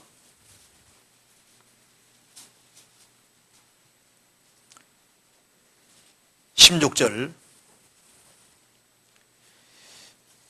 이 편지를 너희에게서 읽은 후에 라오디게인의 교회에게서도 읽게 하고 또 라오디게인에게서 오는 편지를 너희도 읽어라. 성경이 이제 자유롭게 유통이 된 겁니다. 그래서 이제 성경을 유통해서 보고 했는데 이제 시간 지나가면서 어떤 목회자 아들이 이제 바울이 쓴 서신만, 바울이 쓴 것만 하나님 말씀이라고 해서 교회에 무리를 일으키기도 하고, 그리고 이제 세월이 지나가면서 이제 성경을 모을 필요성이 자연스럽게 생긴 거예요. 그래서 성경책을 다 안 모아도 신앙생활 하는데 지장이 없었거든요. 그런데 이제 교회 안에 유통되는 걸 자연스럽게 이렇게 이제 보니까 누가 보더라도 하나님 말씀이 확실한 거지 않습니까? 그것이 자연스럽게 모아지게 됐는데 성령께서 그렇게 하신 겁니다. 그래서 성경에 그렇게 할 거라고 예언되어 있어요. 한번 찾아봅시다. 이사야 34장 보시겠습니다. 이사야 34장 16절 보시겠습니다. 한번 같이 읽어보겠습니다. 너희는 여호와의 책을 자세히 읽어보라. 이것들이 하나도 빠진 것이 없고 하나도 그 짝이 없는 것이 없으리니 이는 여호와의 입이 이를 명하셨고 그의 신이 이것들을 모으셨음이니라. 어떤 사람 얘기합니다. 이거 얼른 읽으면 짐승짝 말하는 줄 아는데 짐승짝을 말하는 것이 목적이 아닙니다. 자세히 읽어보면 이렇게 되어 있어요. 이사야 34장 16절 말씀이 이런 내용입니다. 여기 이제 하나님께서 에돔이란 나라가 사람이 많이 살았는데 에돔이란 나라가 멸망을 하게 되고 여기에 사람이 안 살게 되면은 하나님께서 말씀하는 짐승들이 짝짝이 와서 에돔이란 나라에 거하게 될 것을 말씀하셨습니다. 그래서 실제로 에돔은 망하게 되고 그리고 사람이 안 살게 되면은 거기에 이제 보통 황무한 곳에 사는 짐승들이 있지 않습니까? 짝짝이 와서 실제로 거하게 됐거든요. 그걸 말씀하시면서 너희는 여호와의 책을 자세히 읽어보라. 하나님께서 에돔이란 나라를 심판하고 난 다음에 에돔이란 나라에 하나님이 말씀하신 대로 짐승이 짝짝이 다 제자리에 와 있는 것처럼 너희는 여호와의 책을 자세히 읽어보라. 하나님이 에돔을 심판하시고 에돔이란 나라에 흩어져 있는 짐승들이 와서 여기에 딱딱 제자리에 여기 있게 하는 것처럼 여호와 책을 읽어보면은 짐승들이 짝짝이 와 있는 것처럼 이 책에도 하나님께서 각각의 다른 시대에 걸쳐서 하나님이 말씀을 내려주셨는데 말씀 내려주신 분이 하나님이시고 이것을 모아서 제자리에 다 있게끔 하신 분도 하나님이시기 때문에 읽어보면은 성경에 예언한 대로 짐승들이 다 와 있는 것처럼 하나님이 내려주신 말씀이 그대로 다 와 있어서 이 앞뒤가 착착 맞게 되어 있을 거다 그 말입니다. 그래서 다 모으고 보니까 진짜 딱 창세기부터 요한계시록에 딱 맞는 거예요. 그래서 말씀을 내려주신 분이 하나님이시고 모으신 분이 하나님이신데 하나님이 그렇게 할 거라고 예언하신 겁니다. 그래서 에돔이란 나라에 대한 예언이 이루어졌고 짐승도 그대로 와 있는 것처럼 하나님 말씀도 꼭 그와 같이 되어서 완벽하게 제자리에 딱 와 있는 거예요. 그래서 로마 가톨릭에서도 이 외경을 하나님 말씀으로 사용하지 않았습니다. 좋은 책으로는 읽었지만은 이것을 하나님 말씀으로 집어넣지는 않았는데 종교개혁이 나고 난 이후에 트리엔트 공회의 때 그때 처음으로 성경으로 집어넣은 거예요. 그러니까 그것도 1546년입니다. 그러니까 로마 가톨릭에서도 이 외경을 제2의 성경이라고 해서 집어넣은 때가 언제냐면은 이게 트리엔트 공회의 때 이때 처음으로 가톨릭이 집어넣은 거예요. 이게 정말 성경 하나님 말씀이라면은 처음부터 집어넣어야죠. 그러면 1546년에 왜 이것을 집어넣냐 하면은 이유가 이것 때문입니다. 왜 이걸 1546년에 이걸 왜 집어넣냐 하면은 종교개혁이 1517년에 나고 많은 사람이 개신교도가 되니까 제일 문제된 것 중에 하나가 바로 이겁니다. 연옥. 천국과 지옥 사이에 연옥이 있다고 가톨릭은 가르쳐 왔거든요. 그런데 성경에는 연옥이 없어요. 그래서 연옥이라는 것이 있을 가능성이 있다고 처음으로 말한 사람이 아우구스티누스고, 아우구스티누스. 어거스틴이 이제 연옥이 있을지도 모른다 그렇게 하고, 이제 교황 그레고리 1세가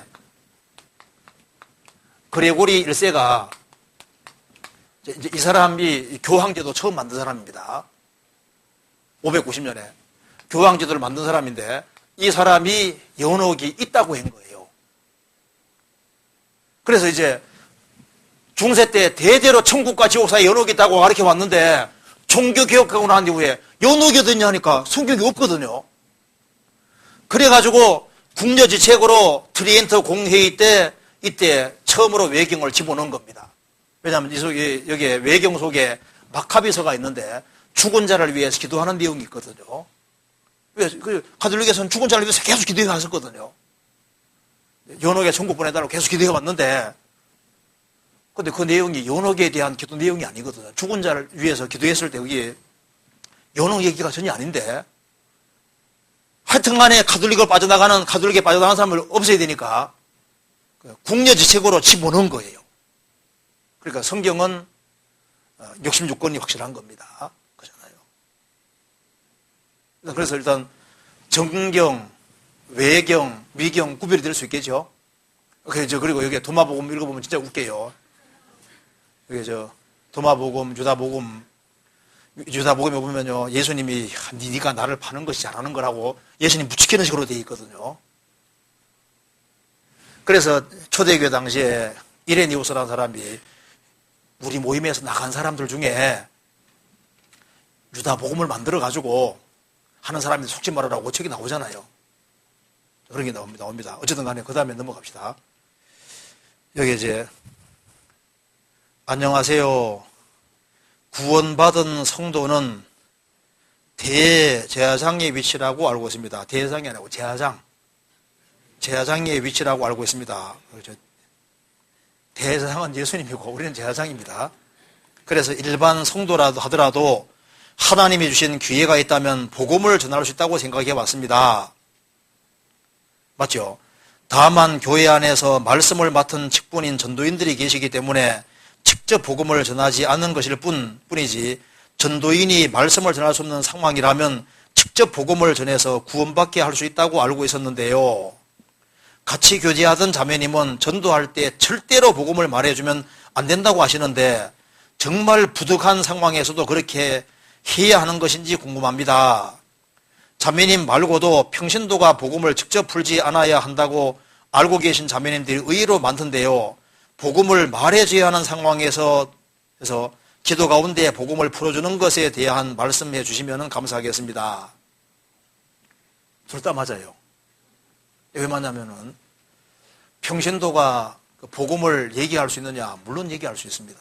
성경 한번 찾아봅시다. 사도행전 8장 보세요.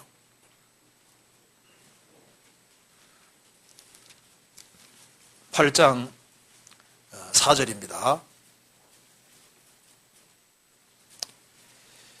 예루살렘 교회에 큰 핍박이 났습니다. 1절에 일어나봐야지. 별점 핍박이 나서 4절. 그 흩어진 사람들이 두루다니며 복음의 말씀을 전할세. 사도들만 전도한 게 아니라 구원을 받은 사람들이 핍박받아 흩어지니까 두루다니며 복음의 말씀을 전했다. 평신도가 전도할 수 있습니까? 없습니까? 복음 얘기할 수 있어요? 없어요? 있어요. 숨골 쏙 넘어가고 있는데 복음 기도하고 용감하게 전해줘야죠. 그러잖아요. 제가 어떤 분이 전화가 왔더라고요. 말씀 듣고 있는데 전화가 따라랑 온 거예요. 지금 우리 그 친척 중에 누가 죽어가고 있으니까 그 전도해달라고 오라는 거예요. 상계동인가 그 이제 방배, 여기, 그 인도권에서 이제 상계동까지. 그래서 이제 제가요, 상황을 쭉 들어보니까, 아니, 지금 이제 곧 돌아가실 것 같은데, 직접 복음 전해주세요 하니까, 그럼 못 드시겠다는 겁니까? 하더라고요. 아, 그건 아니지요. 그래가지고, 문제새끼가 뭐가 하잖아요. 할 수 없이 중간에 빠져나가가지고 갔거든요. 벌써 숨 넘어가는 거예요. 그래서, 아니, 내가 얘기했잖아. 살아있을 때, 목숨 붙어 있을 때 빨리 전해주라고 하지 않았냐고. 내가 올 때까지 기다리고 있는 거 기다리지 말고 빨리 얘기해 주라고. 못 오겠다는 거 갖게 하고 빨리 갔는데 그 사이에 두드러 가셔버렸어요. 그러니까 귀에 있을 때 이제 아주 그 절박할 때는 얘기해 주는 게 잘하는 겁니다. 그리고 사도들만 전도한 것이 아니라 집사들도 전도했잖아요. 그리고 평신도도 전도했습니다. 사도행전 18장 봐봐요.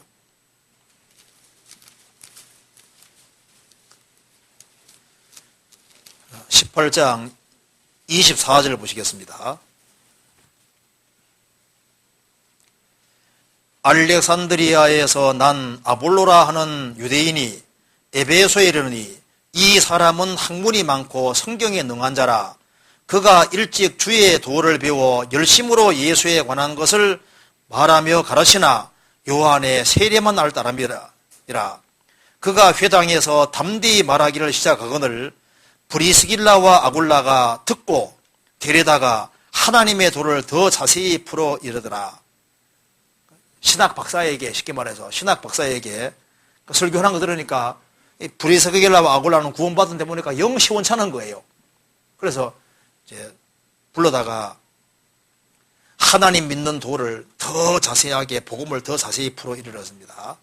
그래서 아볼로가 구원을 받게 됐잖아요. 그래서 27절에 아볼로가 아가야로 건너가고자 하니 형제들이 저를 장려하며 제자들에게 편지하여 영접하라 하였더니 저가 감의 은혜로 말미암아 믿는 자들에게 많은 유익을 주니 이는 성경으로서 예수는 그리스도라고 증거하여 공중 앞에서 유력하게 유대인의 말을 이기밀러라. 그래서 사도들뿐 아니라 평신도도 복음을 전했고 브리스길라 아굴라 부부가 듣고서 더 자세하게 복음을 얘기해 줬다 그 말입니다. 그래서 죽음에 임박한 사람, 아무도 전도할 것이 없는 사람, 그런 사람에게는 내가 복음을 알고 있으니까 밭을 최대한 가려서 전해주는 것이 당연한 겁니다. 그런데 조심할 것이 있는 거예요. 전해주는데 어설프게 전해줄 수 있고, 그리고 고쳐주는데 대충 고쳐줄 수도 있거든요. 그래서 전하는데 잘못 전해줘서 구원받을 만한 사람인데 지식으로 전해줘서 나중에 구원받는 걸 아주 어렵게 하는 경우도 또 있어요. 이제 그렇기 때문에 또 주의해야 된다는 말도 맞는 얘기다 그 말입니다. 예레미야 8장 보시겠습니다.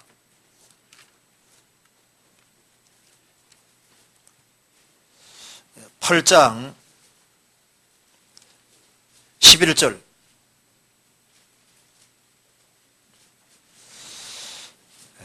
그들이 딸 내 백성의 상처를 심상히 고쳐주며 말하기를 평강하다 평강하다 나 평강이 오도다.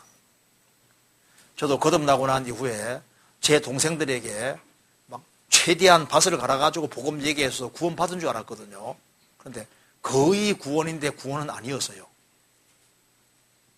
그래서 열심도 좋고 성경도 세 풀고 이르렀지만은 구원받은 게 아니었거든요.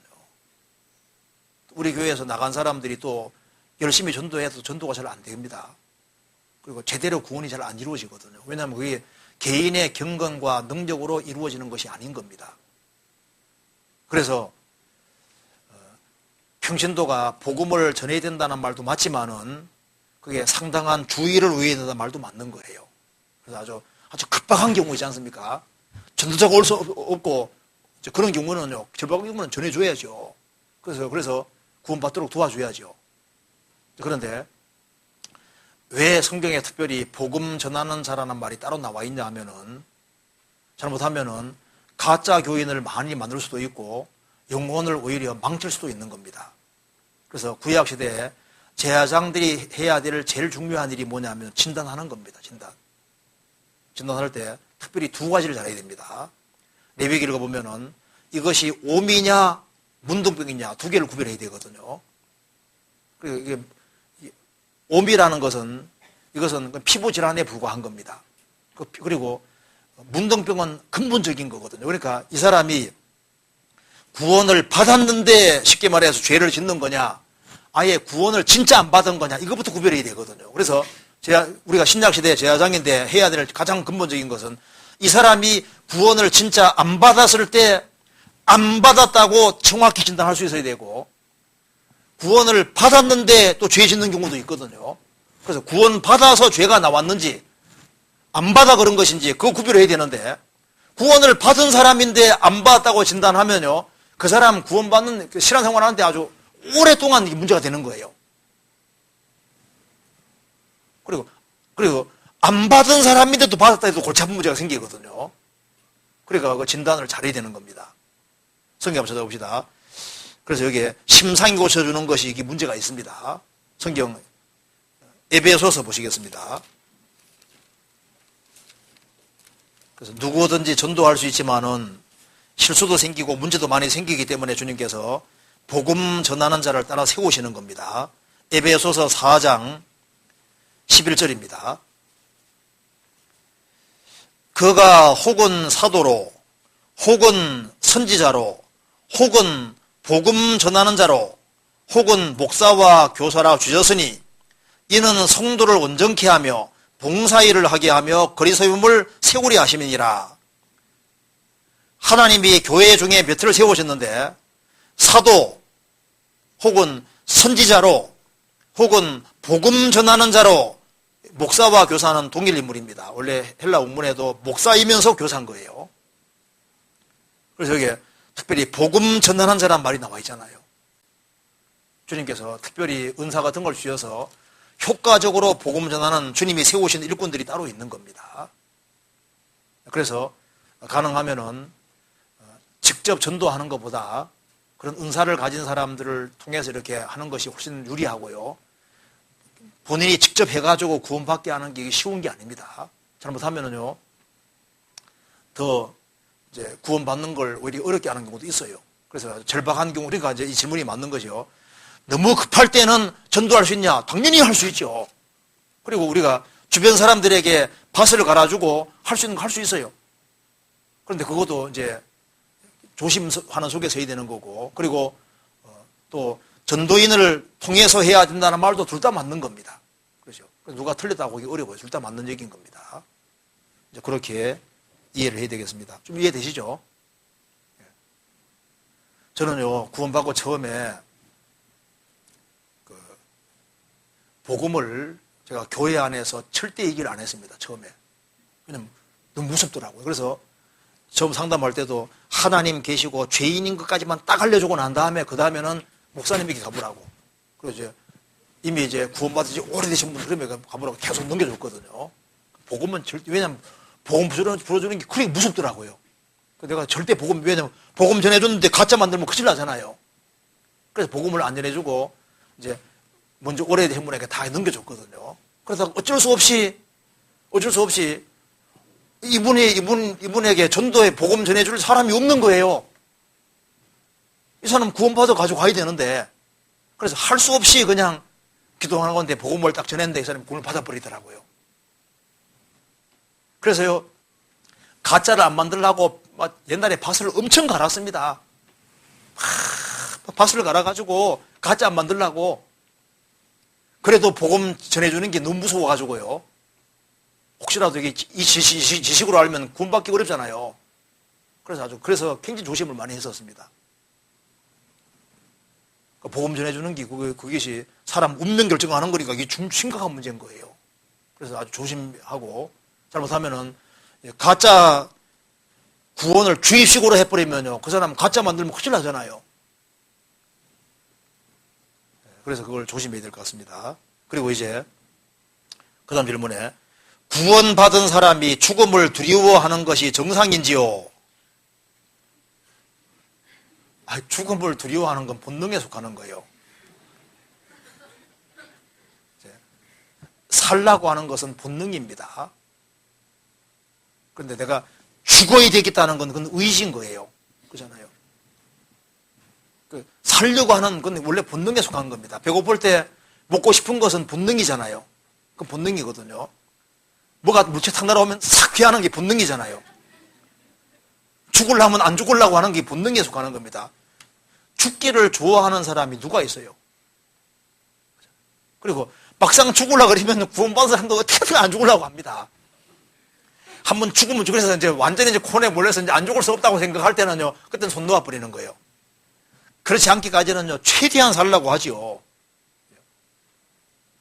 그건 본능에 속하는 거예요. 아니, 진짜 죽고 싶은 사람이 있어요? 누구든지 살라고 합니다. 살라고. 그건 본능에 속하는 거예요. 그래서 여기에 구원받은 사람은 이제 정말 죽게 될 상황에 들어가면 그걸 죽음을 받아들이고 하는데요. 피할 수 있다면 최대한 피하려고 하도록 돼 있고, 주사 맞을 때 두려워요, 안 두려워요? 아픈 거 두렵잖아요. 안 그래요? 주사 맞는 거 좋아요? 아니잖아요. 아픈 건 누구든지 싫어하게 돼 있거든요. 그래서 그런 것이, 나 죽음이 두려운데 난 구원 안 받은 게 아닌가. 죽음이 두렵죠. 그래서 그거 자체는 구원과는 관계가 없을 겁니다. 본능에 속하는 거니까요. 여기까지 말씀드리고 그 다음 시간에 또 좀 자세하게 말씀드리겠습니다. 같이 기도하시겠습니다. 자비로우신 우리 아버지 하나님 감사합니다. 저희들을 구원해 주신 그 크신 은혜와 사랑을 인하여 진심으로 감사드립니다. 저희들에게 바른 분별력을 주시고 하나님 말씀 위에 굳게 설 수 있도록 도와주시옵소서. 우리 가운데 한 사람도 신앙의 걸음에 실족함이 없는 사람이 실족하지 않도록 도와주시고 주님 오시는 그날 잘했다는 칭찬을 받을 수 있도록 도와주시옵소서. 앞으로 교회가 계획한 대집회에도 주님이 함께해 주시고 많은 사람들이 구원함을 얻을 수 있도록 역사해 주옵소서. 오늘 나머지 모든 시간도 도와주시옵소서. 주 예수 그리스도 이름으로 기도하옵나이다. 아멘.